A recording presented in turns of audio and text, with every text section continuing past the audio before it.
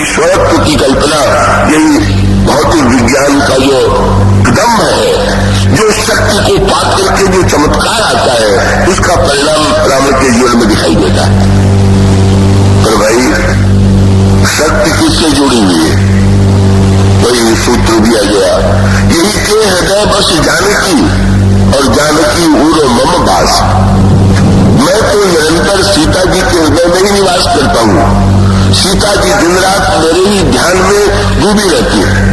और इससे भी आगे बढ़कर के भगवान ने कहा, मम उदर भुवन अनेक राजत, और मेरे उदर में क्रम देख, रावण के हृदय में सीता जी, सीता जी के हृदय में श्री राम, और श्री राम के उदर में सारा ब्रह्मांड। भगवान राम को चिंता है कि अगर मैं बाण चलाऊंगा तो रावण की मृत्यु के साथ साथ संसार की मृत्यु हो जाएगी। ये बहुत पते की बात है। रावण को मिटाना है पर संसार को मिटने से बचाना। और त्रिजटा ने पूछा कि इसका उपाय क्या है, तो बहुत बढ़िया सूत्र दिया त्रिजटा ने, घबराइए नहीं।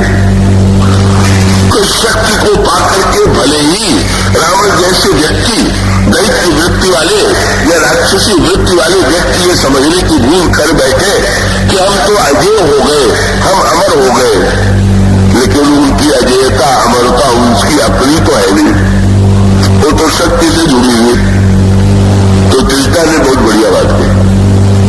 त्रिजटा ने कहा कि जब भगवान राम एक ऐसा बाण चलाएंगे कि जिस बाण का प्रभाव ये होगा कि रावण का मन आपसे एक क्षण के लिए अलग हट जाए, बहुत बढ़िया बात। इसका अर्थ है कि अगर बिजली का तार जुड़ा हुआ है पावर हाउस से, तो बिजली का दुरुपयोग हो ही सकता है, जो दुरुपयोग करना चाहे। लेकिन अगर उसको मूल केंद्र से विच्छिन्न कर दिया जाए तो बिजली के तार में जो दिखाई देने वाली शक्ति है विकल छुटी जाएगी तो ध्यान, तब रावण ही मारी है क्षणमय कृपा निदान। पर वो त्रिजटा ने कह दिया चमत्कार रावण में नहीं है, चमत्कार तो शक्ति में है, और शक्ति का दुरुपयोग करना यही दैत्य वृत्ति है। यही हनुमान जी ने रावण से कहा। हनुमान जी गए रावण की सभा में और रावण ने पूछा तुम्हारा परिचय क्या है? का परिचय में तो अपना नाम बताया जाता है, प्राचीन काल में अपने पिता का नाम बताया जाता था। तो हनुमान जी भी कह सकते थे कि मैं पवन का पुत्र हूं। जब रावण ने अंगद से पूछा था तो अंगद ने इसी पद्धति से उत्तर दिया। रावण ने अंगद से पूछा तुम कौन हो, तो उन्होंने एक वाक्य में कहा अंगद नाम बालिकर बेटा है, मेरा नाम अंगद है, मैं बालिका बेटा हूं। और इतने में उन्होंने तो प्रारंभ में चोट पहुंचाना प्रारंभ कर दिया रावण।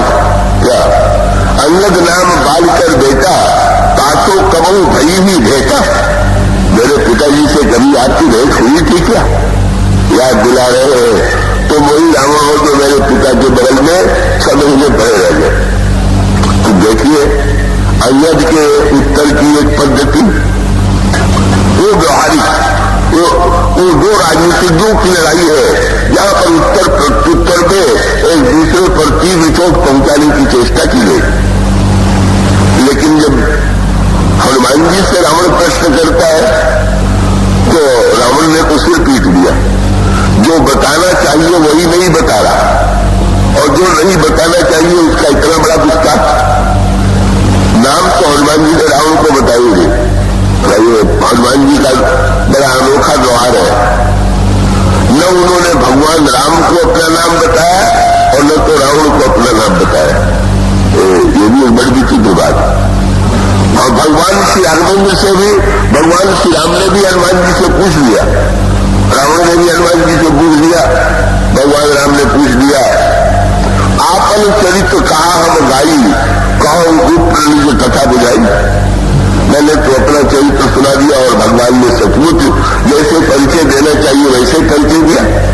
कौशलेश दशरथ के जाए, मैं अयोध्या के राजा दशरथ का पुत्र हूँ, मेरा नाम राम है, मेरे छोटे भाई का नाम लक्ष्मण है, नाम राम लक्ष्मण 2 भाई, और अपना पूरा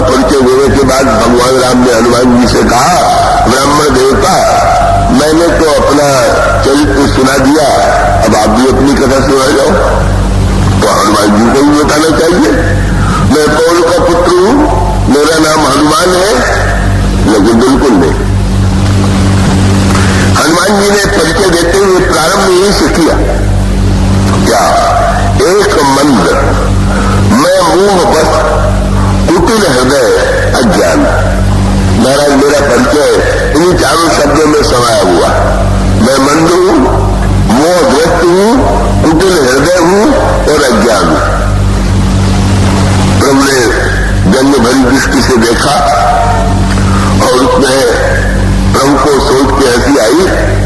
पर उन्होंने परीक्षा लेने के लिए हनुमान जी की ओर देखा तो ब्राह्मण देवता आपने तो बड़ा विचित्र परिचय अपना दिया, तो आप ये बताइए कि इन चारों में से जो क्या आपने चारों शब्द बताए परिचय में, इसमें से सबसे दुखदाई आपको क्या लगता है? मंद होना कि मोहवश होना कि कुटिल हृदय होना कि अज्ञान होना? हनुमान जी ने कहने महाराज इन चारों से बढ़कर के दुखदाई पांचवी वस्तु है। क्या वो पांचवी वस्तु कौन है? उन्होंने कहा ये जो आपने पूछ दिया कि ब्राह्मण देवता तुम कौन हो, इस प्रश्न से मुझे जितना दुख हुआ उतना दुख तो मुझे जीवन में कभी हुई नहीं। हनुमान जी का वाक्य एक मंद में मोहवश कुटिल हृदय अज्ञान और उलाहना देने लगे। आप मुझसे पूछ रहे हैं कि तुम कौन हो? पूरी प्रभु मोहि विसारो हो। मैंने महाराज बस मुझे इससे बढ़ के कोई दुख नहीं है। सारी कमी होते हुए भी अगर मुझे ये लगता कि आपको मेरी स्मृति है, आपको मेरी याद है, तो मैं निश्चिंत हो जाता। लेकिन जब आपने मुझे भुला दिया और आप मुझसे पूछ रहे हैं कि ब्राह्मण देवता तुम कौन हो, तो महाराज मेरे लिए तो फिर और उलाहना देते हुए हनुमान जी ने नाम क्यों नहीं बताया? ये होता है कभी किसी से पुराना परिचय हो तो वो आशा करता है कि वो मिलने वाला तुरंत उसके नाम की याद करेगा और पहचान लेगा। मेरे सामने तो उनका संकट आता है। बहुत परिचित ही आशा रखे कि नाम याद रखे तो बात हो गई। कभी तो मुझे ऐसा अवसर आता है कि जो एक दो बार मिले हुए हैं कभी तो वो भी आशा करते हैं कि जब मेरी उनसे भेंट हो तो मैं उनके नाम की याद जरूर करूं। और बड़ा संकट तब आता है कि जब मैं आकृति देखता हूं तो आकृति तो लगता है कि पहचानी हुई है, पर नाम याद आता नहीं। मैं नाम के विषय में स्वभाव से बड़ा भुलक्कड़ हूं और वो कभी कभी लोग पूछ देते हैं कि आपने मुझे पहचाना? अब मैं क्या कहूं? अगर तुम नहीं पहचाना तो उनके हम को चोट लगेगी, वाह मुझे नहीं पहचान रहे, बड़े इतने बड़े बन गए। और अगर कोई पहचाना तो अब पहचान तो पा नहीं रहा। इनको दुख न हो अगर इसके लिए मैं ये कह दूं क्या मैं पहचान गया, आकृति तो पहचान ही ले रहा हूं, तो इतने पर भी लोग पीछा नहीं छोड़ते। कहते हैं पहचान गए तो नाम बताइए मेरा। अब नाम कहां से मैं बताऊं?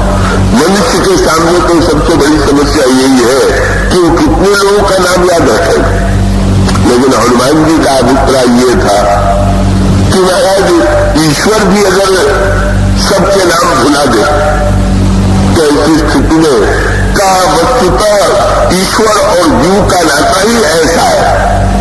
ईश्वर को भी जीव का नाम याद रहे और जीव को भी ईश्वर का नाम याद रहे। ये दोनों को एक दूसरे का नाम। जीव अगर ईश्वर के नाम को भूल जाएगा तो संकटग्रस्त हो जाएगा, और ईश्वर अगर जीव को भुला देगा तो जीव बेचारा उससे बढ़कर के उसके दुर्भाग्य की कोई बात नहीं होगी।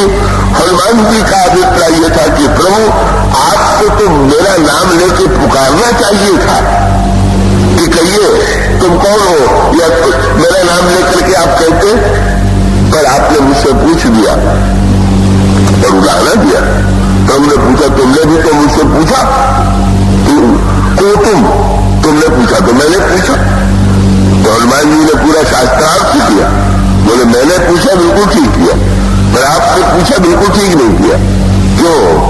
मोर न्याय में पूछा चाहिए, लेकिन तुम पूछो कस नरकी नहीं तो माया बस फिर भुलाना गाते मैं नहीं तुम पहचाना। मेरा जीव पर तो आपकी माया का ऐसा चक्कर है तो भूल जाता है। पर मायाग्रस्त जीव भूल जाए तो मायानाथ भी भूल जाए, इससे बढ़कर के दुख की बात क्या हो।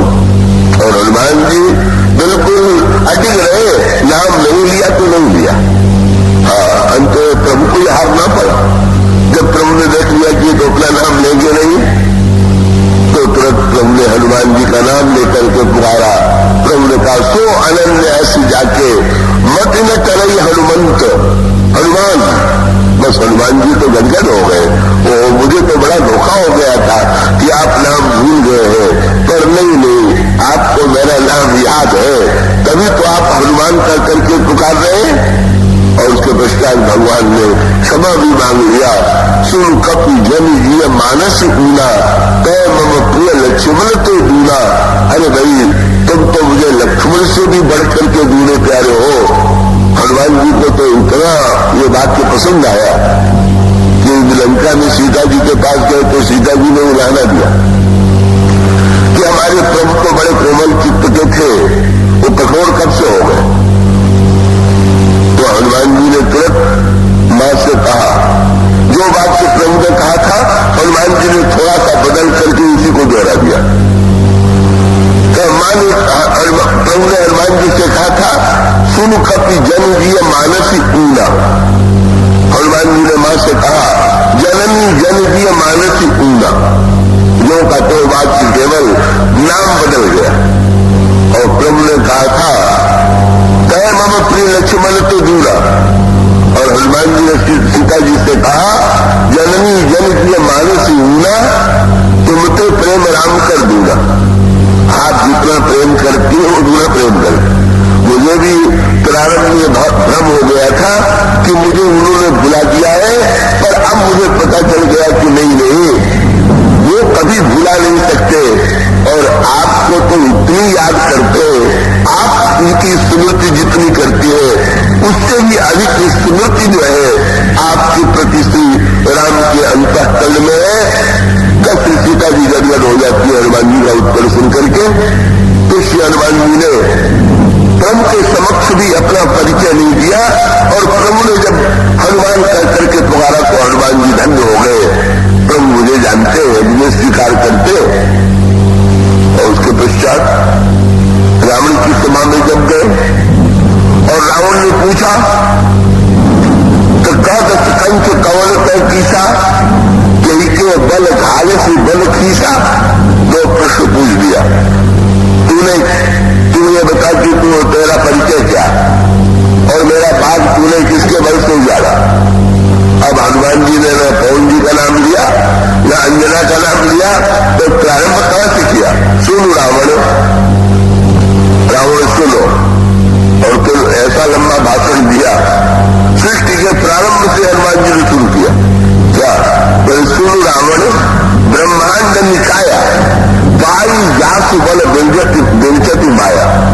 रावण माया जिनका बल पा करके सारे ब्रह्मांड का निर्माण करती, फिर वही नहीं रुकी। तो जाके बल बिरंची हरि ईसा पालक सृजत हरत गत सीसा।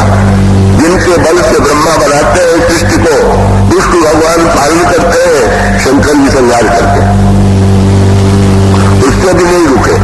बोले जाबल शेष धरे सहसानन, अन्य कोष समेत गिरिकानन। शेष जी जिनके बल से सारे बल को धारण किए हुए। रावण रूप गया, मैं क्या पूछ रहा हूं उत्तर। तो सृष्टि के प्रारंभ से ये ऐसा लंबा भाषण, भूमिका इतनी लंबी, मूल प्रश्न का उत्तर तो दो। हनुमान जी ने कहा, धरई जो विविध देह सुरताता, तुमसे सखल सिखावन दाता। हर को दंड कठिन नहीं भंजा, कोई समेत नृप दल मद गंजा। हर दूषण त्रिशिरा और बाली, हते सकल अतुलित बलशाली। ऐसा उत्तर दिया, रावण ऊबने लगा। पर हनुमान जी ने तुरंत उलट के रावण से बहुत बढ़िया बात कही। और उन्होंने ये कहा कि रावण, तुमने मुझसे पूछ लिया कि किसके बल से मैंने बाप को उजाड़ा, और तुमने स्वयं अपने विषय में भी विचार किया कि तुम तुमने सारे संसार को किसके बल से जीत लिया? रावण ने कहा अपने बल से। बस यही तो तुम्हारे अविवेक की पराकाष्ठा है। और हनुमान जी ने कहा रावण, हमारे और तुम्हारे पीछे दो बल नहीं है। ये सूत्र हनुमान जी के बड़े महत्व का। हनुमान जी ने कहा, जाके बल लवलेशते जीते हुए चराचर जारी। तुमने जिनके बल के लौ के लेस से संसार को जीत लिया।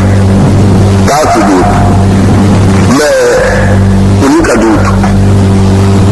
रावण उलट के ही पूछ सकता है कि जब हमारे और तुम्हारे पीछे एक ही बल है तो हमारा तुम्हारे झगड़ा क्यों है? हनुमान जी ने जो अंतिम उत्तर दिया वो बड़े महत्व का था। हनुमान जी ने कहा, जाके बल लोले सते जितु शराचर धारी दास दूत, मैं जाकर हरि आनंद प्रिय नारी। उनके बल से तुम्हें शक्ति मिली और उन शक्ति को तुमने चुराया। तुम्हारा दैत्यत्व यही है कि जिससे सामर्थ्य पावे, जिससे शक्ति पावे, अंत में उसी के विरुद्ध शक्ति का उसको कष्ट पहुंचाने की चेष्टा करें। तुमने हमने उत्तर यह है कि मैं शक्ति को पाने को और प्रभु से मिलाने के लिए आया हुआ हूं और तुम शक्ति को प्रभु से अलग करके स्वयं शक्तिमान बनने का अभिमान लेकर के अपने जीवन में इस प्रकार की दुष्टता का कार्य पूरा कर रहे हो। क्या अभिप्राय हुआ? मूल सूत्र वही कि भाई शक्ति जो है वो तो सर्वव्यापक है, पर शक्ति के साथ सबसे बड़ी समस्या ये है कि शक्ति पर बुरे से बुरा व्यक्ति भी अधिकार पा लेता है, शक्ति का मनमाना दुरुपयोग करता है और संसार को संकट में डाल देता है। तब आवश्यकता इस बात की है कि शक्तिमान को भी प्रकट करें। ये नहीं कि शक्ति को प्रकट न करें, पर शक्ति को पाने के बाद उसको शक्तिमान से जोड़ें और शक्ति और शक्तिमान से जोड़ने के बाद उसे जीवन में शक्ति और शक्तिमान जैसे बेटा माता और पिता के द्वारा सब कुछ पा लेता है, पर वो माता और पिता का प्रसाद होता है। इसी प्रकार से शक्ति के साथ शक्तिमान को पा करके हम एक बालक के समान शक्ति और शक्तिमान की कृपा से जीवन में चमत्कार प्राप्त करें, क्षमता प्राप्त करें, ये हमारे लिए उपयोगी। यही दृष्टिकोण का अंतर दिखाई देता है महाराज जनक में और रावण में। क्या अंतर है? जनक अध्यात्म विज्ञान के पंडित और रावण भौतिक विज्ञान का पंडित। ये दोनों जो है दो विचारधारा है। और भौतिक विज्ञान के जितने चमत्कार है सब रावण के जीवन में। अग्नि पर उसका अधिकार है, जल पर उसका अधिकार है, पवन पर, प्रकृति पर उसने अधिकार पा लिया है और वो अमरता के निकट पहुंच गया है। ये रावण के विज्ञान का चमत्कार है। और जनक का विज्ञान, जनक अध्यात्म विज्ञान के पंडित, और इसलिए जनक ने किसको प्रकट किया? जनक को भी शक्ति मिली और रावण, बस अंतर यह है रावण शक्ति को चुरा करके ले जाने की चेष्टा करता है और महाराज जनक के विषय में तो आप जानते हो। महाराज जनक जो है महान निष्काम कर्मयोगी, और एक बार जनकपुर में अकाल पड़ा और अकाल में नियम ये था कि हल चलाने का राजा को चाहिए कि वो अकाल के समय हल चलावे। और महाराज जनक हल चला रहे थे और अचानक हल का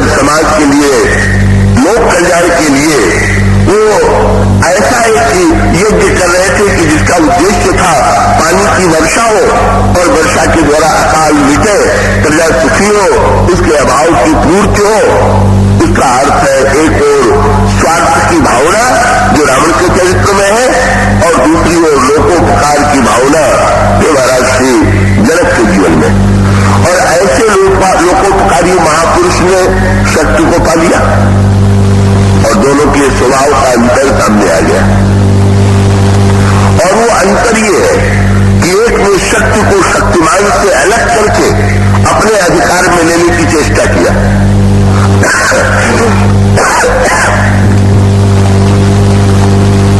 जब शक्ति को पाया तब उनको क्या चिंता हो गई? बस मूल अंतर यही है कि जब सीता जी ने शंकर जी के धनुष को बाएं हाथ से उठा लिया तो जनक जी को पहचानने में देर नहीं हुई कि ये तो मेरे घर में महाशक्ति आ गई। जिस धनुष को शंकर जी दोनों हाथ से उठाते हैं उसको जिस कन्या ने बाएं हाथ से उठा लिया वो तो महाशक्ति है। और चिंता बस उनको यहीं से प्रारंभ हो गई। क्या रावण को चिंता यह है कि कैसे शक्तिमान से शक्ति को अलग करके हम स्वामी बन जाए। और जनक को ये चिंता हो गई कि शक्ति को तो मैंने पा लिया, अब शक्तिमान का पता कैसे लगाऊं? बड़ी बड़े पते की बात है। आपको किसी की घड़ी पड़ी हुई मिल जाए, किसी का पर्स पड़ा हुआ मिल जाए, कोई वस्तु पड़ी हुई मिल जाए तो दो प्रकार की प्रवृत्ति के व्यक्ति होते। कुछ तो ये है कि वह उसको समझ रहेगी कि आज का दिन बहुत बढ़िया हुआ, चलो ये हमारी वस्तु हो गई। और दूसरा व्यक्ति वो है कि जो ये चिंता करेगा कि नहीं भाई जिसकी वस्तु है उसका पता लगाना चाहिए। तो कई ऐसे भले मानुष होते जो समाचार पत्रों में विज्ञापन दे देते कि मुझे ये वस्तु मिली हुई है, जिसकी हो ले जाए, लेकिन लिखने में सावधानी भी बरतनी पड़ती। अगर आप ही छपवा दीजिए कि जिसकी वो ले जाए तो ऐसे भी व्यक्ति मिलेंगे कि जो कहेगा हमारी ही है। इसलिए एक बात को और जोड़ दिया जाता है विज्ञापन में कि जिसकी है वो प्रमाण दे के ले जाए। तो जनक ने भी कहा कि शक्ति तो मुझे मिल गई, पर जो शक्तिमान हो वो प्रमाण दे के ले जाए। और प्रमाण क्या दे के ले जाए? बोले शक्ति ने तो धनुष को उठा लिया, अब शक्तिमान को तोड़ के दिखावे तो ही शक्तिमान मैं मानूंगा। मगर उनको चिंता यह है कि शक्ति का शक्तिमान से मिलन कैसे हो। धनुष यज्ञ के मूल में जो व्यग्रता है वो शक्ति को शक्तिमान से मिलाने की व्यग्रता है। और इसीलिए जनक, यहां तक कि जनकपुर की स्त्रियों ने तो श्री राम की सुंदरता को देखा तो उनको तो यही लगा कि जनक जी को चाहिए प्रतिज्ञा छोड़े और विवाह कर दे। पर जनक जी ने कहा ना ना, कितने भी सुंदर क्यों हो, सुकुमार क्यों हो, आकर्षक क्यों हो, पर शक्ति का परिणय तो शक्तिमान से ही होना चाहिए। और शक्तिमान की विशेषता यही है कि वो शिव के धनुष को तोड़ सके।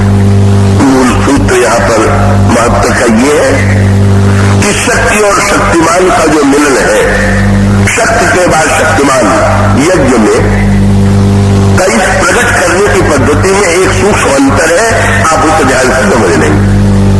भाई शक्ति को पाना चाहे तो काय की आवश्यकता है, और शक्तिमान को पाना चाहे तो क्या उपाय?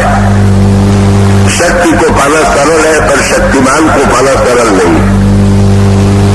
देखिए इसका सूत्र है, शक्ति मिलती है नियम के द्वारा, और विज्ञान में नियम है, गणित है, और सारा कार्य निश्चित रूप से पता है ऐसा ऐसा करेंगे, ऐसा ऐसा जब होगा तो पदार्थ से शक्ति निकलेगी। और वो उस नियम को जो जान ले वो शक्ति को प्रकट कर ले, बिजली को प्रकट कर ले और उसकी शक्ति को प्रकट कर ले। पर शक्तिमान को प्रकट करने के लिए जो वस्तु चाहिए वो वस्तु बड़ी कठिन है। और वो क्या? शक्ति प्रकट होती है नियम के द्वारा, और शक्तिमान कैसे प्रकट होता? जब ये प्रश्न करा कि शक्ति का दुरुपयोग करने वाला रावण उसका विनाश कैसे हो, तो शक्तिमान की खोज में लोग चल पड़े। पृथ्वी मुनियों के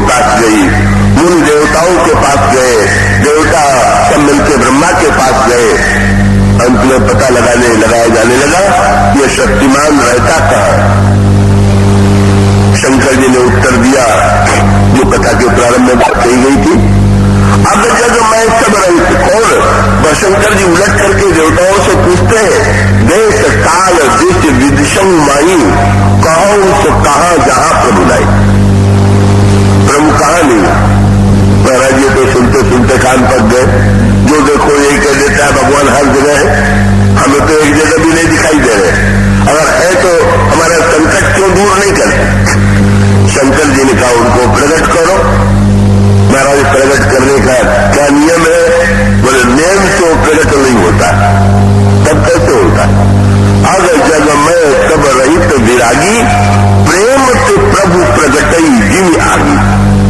जो प्रेम के द्वारा प्रकट होता है, शक्ति को मिलेगी नेम से, पर शक्तिमान तो प्रेम से मिले। सो नेम जानना सरल है, नेम का पालन करना सरल है, पर प्रेम को जानना और प्रेम करना वो तो सरल नहीं है, वो तो अत्यंत कठिन है। नेम और प्रेम दोनों का संयुक्तिकरण तो यज्ञ के मूल में शंकर जी दृष्टांत देते हैं, वही लकड़ी में अग्नि को प्रकट करने का। अगर जग में सब रहित विरागी प्रेम के प्रभु प्रगटई जिम आगी।